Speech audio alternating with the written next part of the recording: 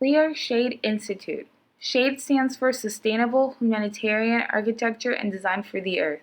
The Institute is a public interest design organization whose mission is to provide pro bono and low-cost community-based planning and design services through its intern training and professional mentorship program. Public interest design is an emerging form of architectural and engineering practice to serve communities, nonprofit organizations, and individuals in need. For today's presentation, we wanted to create 3 simple objectives to follow along with. We are here to update, motivate, and most importantly, collaborate with you as we move forward with the development of the project. Objective 1 is to update students, faculty, and staff of Waipahu High School about the WPARMSI project. Here, we will discuss the site's history, we will address the challenges the community currently faces, and lastly, what has already been done to combat these challenges. But first, let's hear from Mary Pat Waterhouse, a prominent member of the Aloha Clubhouse. The Aloha Clubhouse is a unique member-driven psychiatric rehabilitation program for adults living with serious mental illness, and it is one of the main reasons this project began. The main concern was they would get off the road, off the bus on Farrington Highway. You know where Farrington Highway is? Mm-hmm. Yes. So they would get off the bus there and they would walk the quarter mile or so down to the clubhouse. And there, as you know, that there's no sidewalks there, and there's a blind spot in the road. And especially if there's any kind of overgrowth, there's danger of them being hit. The cars aren't seeing them. So in fact, 2 or 3 members have been hit by cars. So that is, a big concern. The segment of Waipi'o Point Access Road at Farrington Highway to the Pearl Harbor Memorial Trailhead is extremely hazardous because of the road's narrow width, its curved geometry, which is flanked by overgrown vegetation, parked and abandoned vehicles, and a lack of structured drainage. Also, there are no existing curbs, sidewalks, or clearly marked crossings despite its proximity to Waipahu High School, Ted Makalena Golf Course, and the Waipi'o Soccer Park at its terminus. For nearly a decade, the leadership of the Waipahu Aloha Clubhouse, Waipahu High School, and the Waipahu Community Association have held conversations with area legislators, community leaders, and local government agencies to find solutions to these pedestrian safety and accessibility concerns. One outcome of these discussions was a collaboration with SHADE Institute to provide public interest design services through its intern training program. When we began our research of this place, we started with inoa, or names of places that we are studying, as the place names in Hawaiian provide many insights to the historical, ecological, and cultural composition of a place. Waipahu can be translated into English as bursting waters. However, the modern-day area of Waipahu is actually comprised of 3 traditional Hawaiian land divisions, or ahupua'a.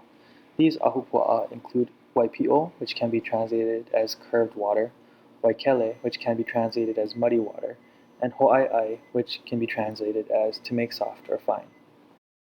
This area was rich in ancient royal history, primarily because of the abundance of artesian spring water that filled the lower plains and created rich, complex agricultural and aquacultural systems that served nobility and commoners alike.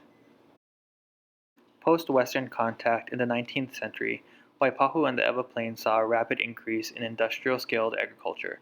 Sugar was king, and the Oahu Rail and Land Company was established along this corridor. New plantation workers from Asia brought with them to Hawaii their culture and diet, and many traditional Hawaiian kalo fields were repurposed to grow rice for the growing immigrant population. Through the later half of the 20th century, the sugar industry saw a steep decline in business with the rise of competitive international markets. Many of the plantation workers and their families chose to remain in Waipahu, and with the addition of new immigrants, established a strong sense of community that still resonates in Waipahu to this day. So what have we done so far? SHADE got involved with the project in 2016 when we held at least 2 workshops with the the members of the Waipahu Aloha Club. We got integrated into the community as best we could. We met with the neighborhood board and also the leadership of Waipahu High School.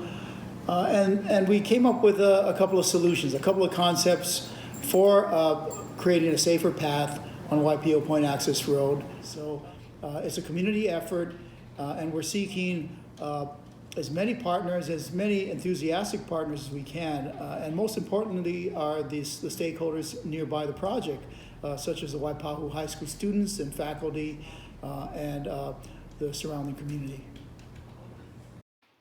Objective 2 is to motivate all parties concerning the WPARMSI project to play a role now and in the future of the development.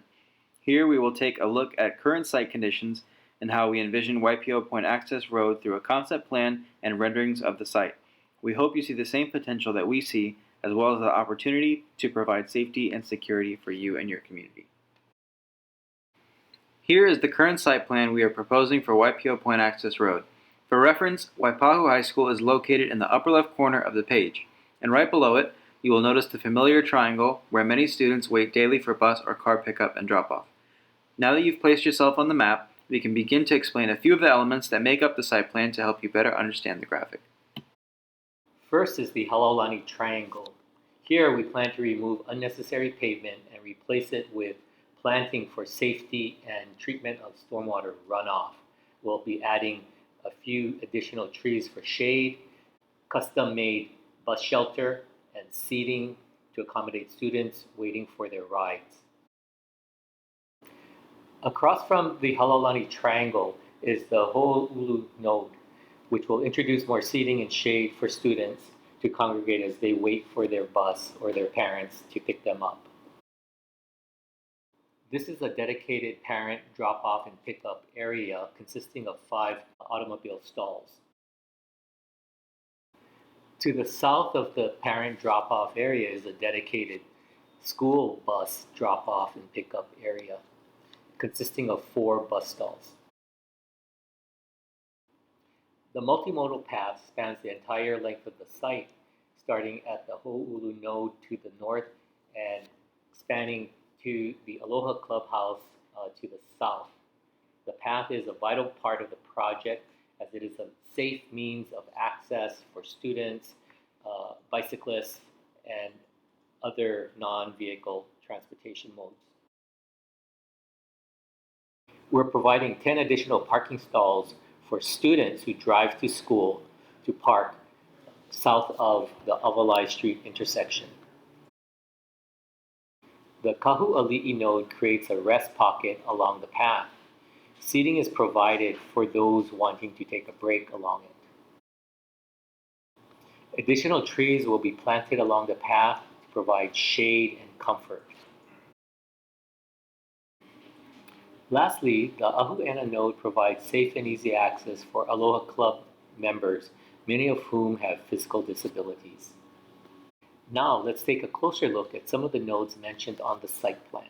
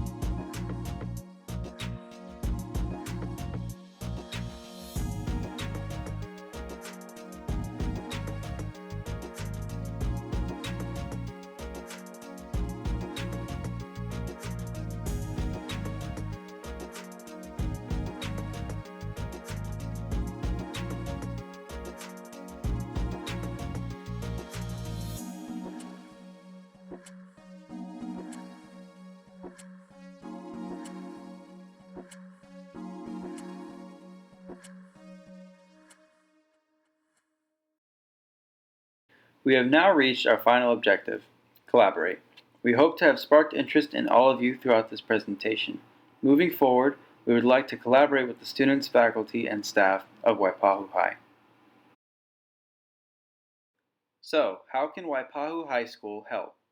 Some thoughts we've had were the help of clubs and classes and the involvement of students through community service for the carrying of the road after completion. Any participation is appreciated, so please let us know how you think you can help your community. Thank you all for listening. Please check out our website and Instagram for updates, and feel free to email us if you have any ideas, questions, or comments.